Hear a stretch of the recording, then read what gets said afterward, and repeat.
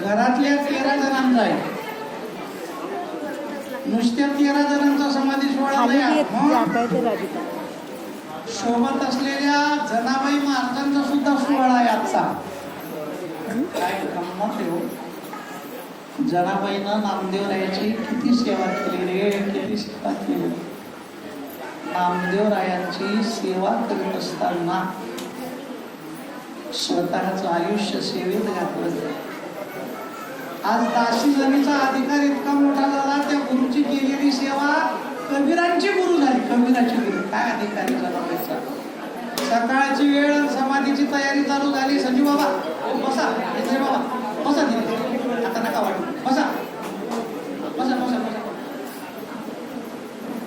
पुढच्या वर्षीपासून गुलाल वाटल्या जाणार नाही, फुलं वाटल्या जाणार नाही. फुलाच्या आणि गुलाबाच्या पुढ्या घरून आणत जा. टाइम झाला की सोडायचं. बरं, आज नामदेवरायांचा सोहळा चालत असताना महाद्वाराला नामदेवराय आज समाधी येणार हे घरी कळलं बापाला, हे घरी कळलं आईला. बाप पळत आला, आई पळत आली. नामदेवा अरे काय करायला, समाधी घ्यायला आमच्या आधी तू चालला. ही जगाची रीत नाही. मोठ्यांनी आधी जावं आणि मग लहानांनी जावं. ही रीत जगाची आहे रे. अरे बाबा आधी आमचा वेळ लाव आणि मग जा कुठं जायचं. अरे बापरे, तितक्यात बायको पडत आली. मला सोडून कुठं चालला. तुम्ही गेल्यावर माझं कसं. 4 मुलंही आले, 3 सुनाही आल्या. एक सून नारायण महाराजाची पत्नी बाळंपणाला कल्याणला गेली होती. त्या 4 मुलं, 3 सुना, आई वडील सगळे राहत असताना नामदेवरायानं देवाकडे पाहिलं. देवा आता काय रे माझं. देवानं सांगितलं, नामा तुझ्या आधी मी सगळी तयारी करून ठेवली, काळजी करू नको.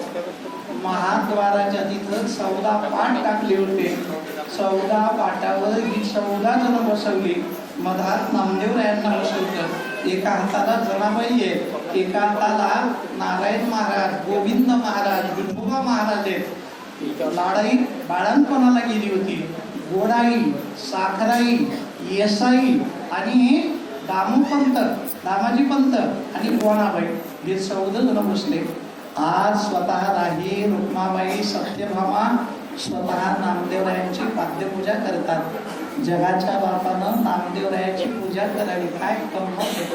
देव भक्ताचा सोहळा साजरा करतात. नामदेवरायांचं पाद्यपूजन केल्याच्या नंतर देवानं ते नामदेवरायाचं तीर्थ प्राशन करावं.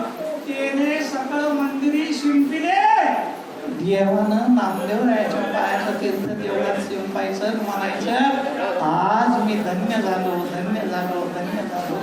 नामदेवरायाचा सोहळा साजरा करत असताना जगाच्या बापानं नामदेवरायाच्या मस्तकावर तुळशी ठेवावी. काय गंमत आहे. आज ब्राह्मण मंडळी वेदघोष गातात. आज ब्राह्मण वेदघोष करत असताना आज दिंड्या आलेल्या आहेत, पताका आहे, भजन आहे, जयघोष आहे.